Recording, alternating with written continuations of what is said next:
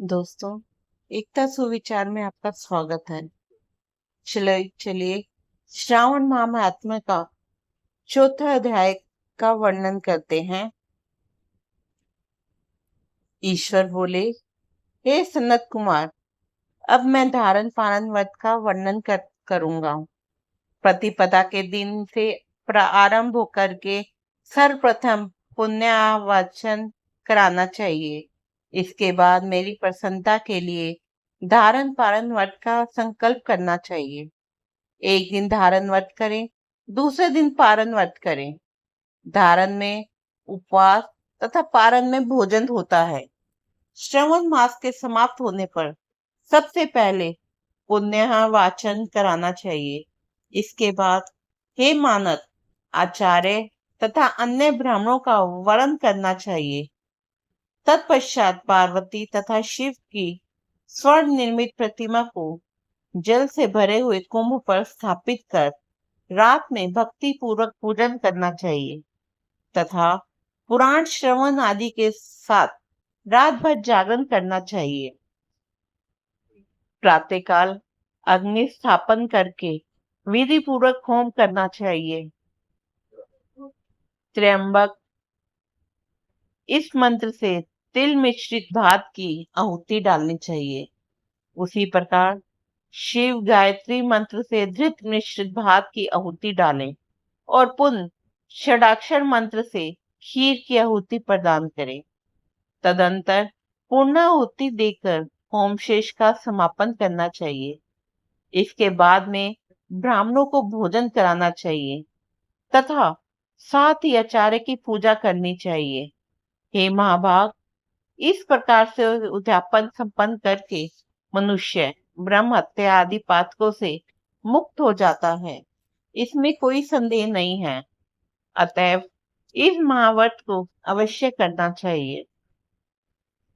हे मुने, अब श्रावण में मास उपवास की विधि को आदर पूर्वक सुनिए। प्रतिपदा के दिन प्रातःकाल इस व्रत का संकल्प करें।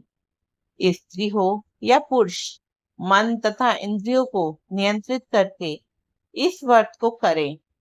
अमावस्या तिथि को लोक का कल्याण करने वाले वृषध्वज शंकर की अर्चना पूजा षोडश उपचारों से करें। तदंतर अपनी सामर्थ्य के अनुसार वस्त्र तथा अलंकार आदि से ब्राह्मण का पूजन करें, उन्हें भोजन कराएं तथा प्रणाम करके विदा करें। इस प्रकार से किया गया मास उपवास व्रत मेरी प्रसन्नता कराने वाला होता है।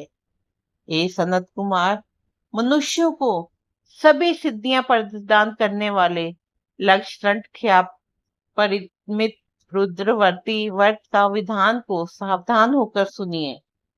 अत्यंत आदर पूर्वक कपास के 11 तंतुओं से बत्तियां बनानी चाहिए। वे रुद्रवर्ती नाम वाली बत्तियां मुझे प्रसन्न करने वाली हैं। मैं श्रावण मास में भक्ति पूर्वक दीवान के देव गौरीपति महादेव का इन 1 लाख संख्या वाली बत्तियों से निराजन करूंगा। इस प्रकार श्रावण मास के प्रथम दिन विधि पूर्वक संकल्प करके महीने भर प्रतिदिन शिव जी का पूजन कर 1000 बत्तियों से निराजन करें और अंतिम दिन 71,000 बत्तियों से निराजन करें अथवा प्रतिदिन 3000 बत्तियां आदर पूर्वक अर्पण करें और अंतिम दिन 13,000 बत्तियां अर्पित करें अथवा एक ही दिन सभी 1 लाख बत्तियों को मेरे समक्ष जलाएं। प्रचुर मात्रा में घृत में भिगोई जो स्निग्ध बत्तियां होती हैं, वे मुझे प्रिय हैं। तत्पश्चात मुझे विश्वेश्वर का पूजन करके कथा श्रवण करें। सनत कुमार बोले, हे देव देव, हे जगन्नाथ, हे जगदानंदन कारक, कृपा करके आप मुझे इस व्रत का प्रण बताएं। हे प्रभु, इस व्रत को सर्वप्रथम किसने किया तथा इसके उद्यापन की विधि क्या होती है? ईश्वर बोले, ए ब्रह्मपुत्र, वर्तुस में उत्पन्न इस रुद्रवर्ती व्रत के विषय में सावधान होकर सुनिए। यह व्रत महापुण्यप्रद, सभी उपद्रव को नाश करने वाला, प्रीति तथा सौभाग्य देने वाला, पुत्र पौत्र समृद्धि प्रदान करने वाला, व्रत करने वाले के प्रति शंकर जी की प्रीति उत्पन्न करने वाला तथा परम पद शिवलोक को देने वाला, तीनों लोकों में इस रुद्रवती के व्रत के समान कोई उत्तम व्रत नहीं है। इस संबंध में लोग यह प्राचीन दृष्टांत देते हैं। क्षिप्रा नदी के रम्य तट पर उज्जैनी नामक सुंदर नगरी थी। उस नगरी में सुगंधा नामक एक परम सुंदरी विरागना थी। उसने अपने साथ संसर्ग के लिए अत्यंत दूसरा शुल्क निश्चित किया था। 100 स्वर्ण मुद्रा देकर सत्संग करने की शर्त रखी थी। उस सुगंधा ने युवकों तथा ब्राह्मणों को भ्रष्ट कर दिया था। उसने राजाओं तथा राजकुमारों को नंग करके उनके आभूषण आदि लेकर उनका बहुत तिरस्कार किया था। इस प्रकार उस सुगंधा ने बहुत लोगों को लूटा था। उस शरीर की सुगंध से कोस भर का स्थान सुगंधित रहता था। वह पृथ्वी दल पर रूप लावण्य और कांति की मानो निवास स्थली थी। वह 6 रागों और 36 रागनियों के गायन में तथा उनके अन्य बहुत से भेदों की भी गान क्रिया में अत्यंत कुशल थी। वह नृत्य में रंभा आदि देव गणाओं को भी तिरस्कृत कर देती थी और अपने एक एक पग पर अपनी गति से हाथियों तथा हंसों का उपवास करती थी।